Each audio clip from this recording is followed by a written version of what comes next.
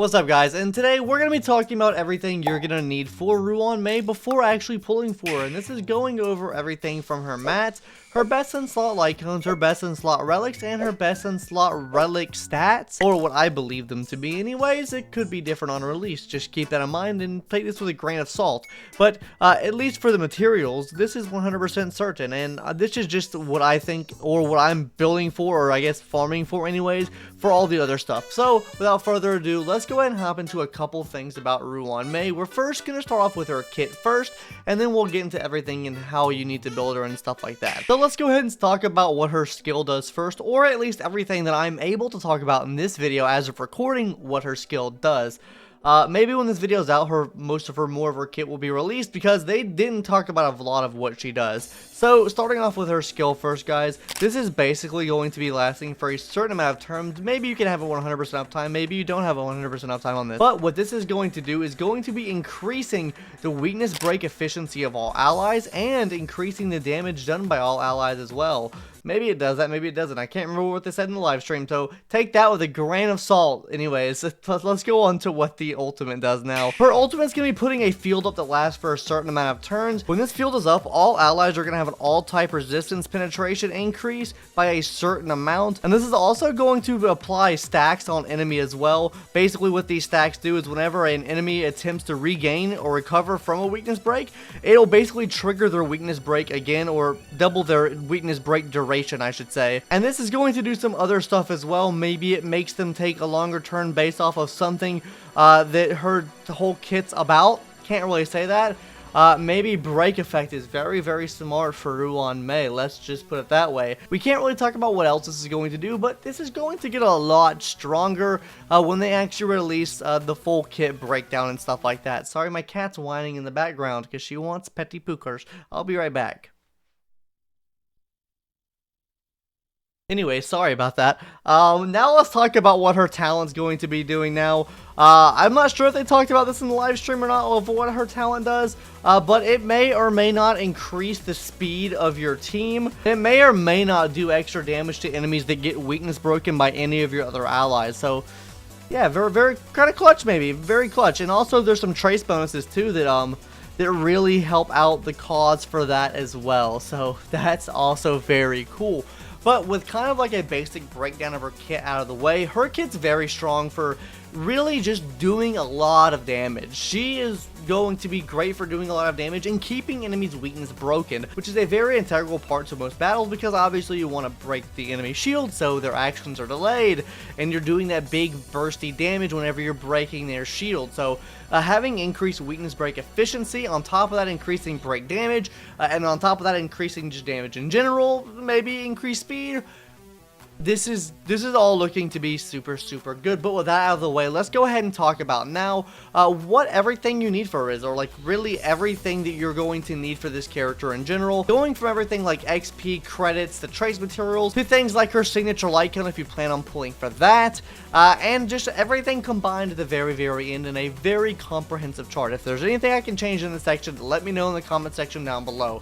But let's go ahead and talk about what you need. So as far as the credits, XP, and most of the materials go, it's going to be the exact same numbers for every character. So you're going to need 3.9 million credits, 290 of the XP books, 12 boss materials, and 65 of the level ascension materials. But where this is going to differ is actually in the boss materials and level up ascension materials here. For the boss materials, you're going to need 12 of the new boss materials from the new boss we're getting in the game, or the new, I guess you could say, weekly boss we're getting in the game. So you can't really pre-farm that right now, but what you can pre-farm is the 65 golden chitlins you need. I think that's how you say it. You'll be getting that from this boss here. You need 65 of these to get to the max level, or max level 80 for this character here. So with that out of the way, let's go ahead and talk about the trace materials you're gonna need now. For the class trace materials, you're gonna need 139 of the harmony boxes, 69 of the medium harmony boxes, and 18 of the small harmony boxes. And as far as the other easier to get trace materials go, you're gonna need 73 of the big trees, 71 of the medium trees,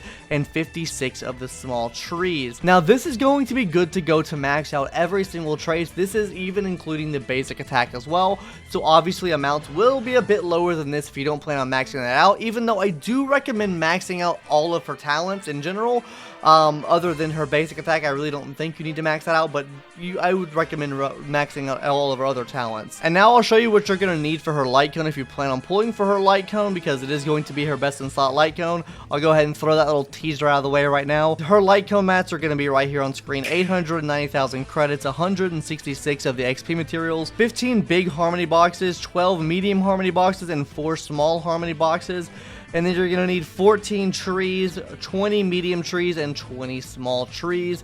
I'm going to go ahead and throw up here on screen now everything that you need for all of the, like basically everything you need for both the light cone and just her character in general. So take a screenshot of this now. This is going to be everything you need to build out Ruan Mei and her light cone to the absolute max level. So with all of these materials out of the way now, let's go ahead and talk about the light cones. What are going to be her best in slot light cones?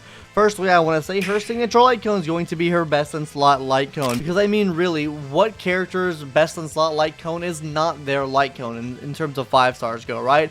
So I do recommend her signature light cone for her best in slot. You can run, but the battle isn't over as well. That one works really, really well as well. But something really big you want to be looking out for in light cones is break effect, which is why I have this recommendation here, which is Memories of the Past. Now, Memories of the Past is like a direct upgrade to Meshing Cogs, which I think is honestly one of the best Harmony light cones in the game. It's a 3-star light cone. You can run Meshing Cogs if you don't have this light cone, but you are really looking for that break effect that Memories of the Past provides. At an S1, it's going to be providing a 28% break effect increase, and at level 5, it's a 56% break effect increase, which is just really, really big, and it will really help our kit to get it to the max buff that you need to get it to. And it's pretty comparable. It's still a little bit less than the signature light cone here, but it is pretty comparable to the signature light cone in terms of the break effect that it gives. This is also going to be really helpful as far as energy you're getting back, because whenever you use a basic attack, you will be getting 8 energy back as well if you have this at S5. So like I said, Meshing Cogs is another option you can run because it works off of getting attacked plus using attack, so pick your poison with that one. I think Memories of the Past is going to be, I think, probably her best in slot, second best in slot, I would say. Try to get it to S5. If you have it at S5, I would definitely use this. It's a really good light cone to use on her. Now, that's really all I have to say about light cones. You really want to be focusing on break effect for the light cones, or really just anything in her kit. The more break effects she has, the more she'll provide for your team, you could say, right? So with that out of the way, we're going to talk about the relic sets now, what I think to be her best relic sets.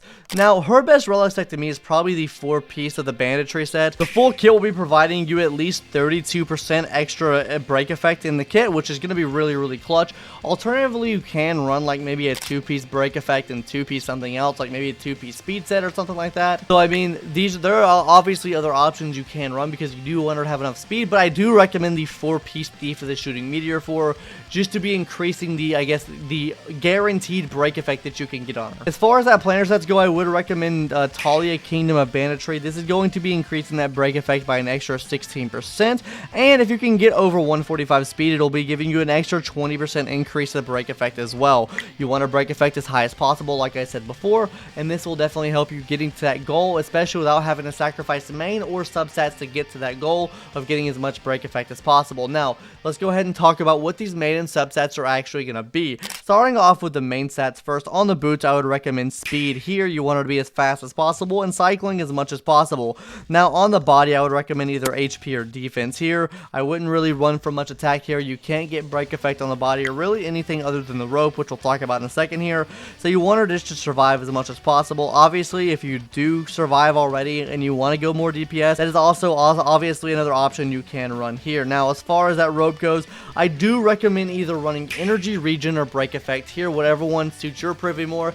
Me personally, since I'm running a full kit of just break effect everywhere and focusing on break effect in my substats, I probably won't be running break effect for the rope here. I'll probably be focusing on energy regen, just to be proccing that ult up and having as much uptime as possible on that ultimate move.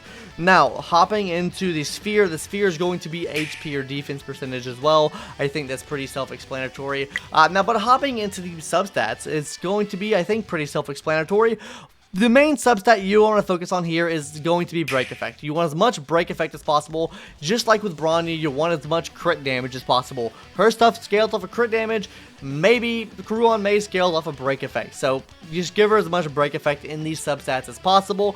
Second most important substat here is speed. You want her to be as fast as possible, especially if you're running the 2-piece banditry planar set. You want 145 speed to be maximizing the amount of break effect you're getting for guaranteed break effect. So this is also something you need to focus on. Now, as far as other stats, you can focus on HP, defense percentage, effectorize, really anything that's going to make her survive more. That would be my recommendation to you guys on these sets as a whole, or I guess on these relic stats as a whole.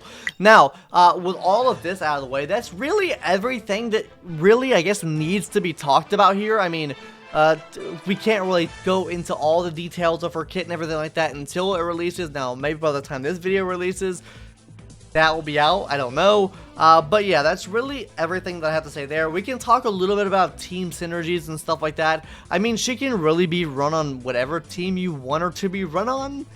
I don't think you'll run into many issues there, because at the end of the day, right, she's just increasing your damage and increasing weakness break efficiency. So I guess if you throw on her team that really does more weakness break, say you throw on her team like Dragon Danny, which is inherently doing more weakness break damage, or Yukong, or someone just has more or multiple hits that is breaking the enemy shield more often, then maybe she's more beneficial on a team like that. But that's really all I have to say about that. I mean, she's just overall going to help your team out so much in really any situation you throw her in, which we'll be talking about more of in another video coming out on why you should or shouldn't summon for Ruan Mei and her banner. Anyways, gamers, that's going to do it for today's video. Subscribe if you haven't already. I would really appreciate it. Let me know in the comments below what your thoughts and opinions are on what I told you to run for here. If I'm wrong, then call me out in the comments. Whatever. I don't care. But that's going to do it for today's video. Hope you guys enjoyed it. And yeah, I will see you gamers in the next one later. Bye-bye.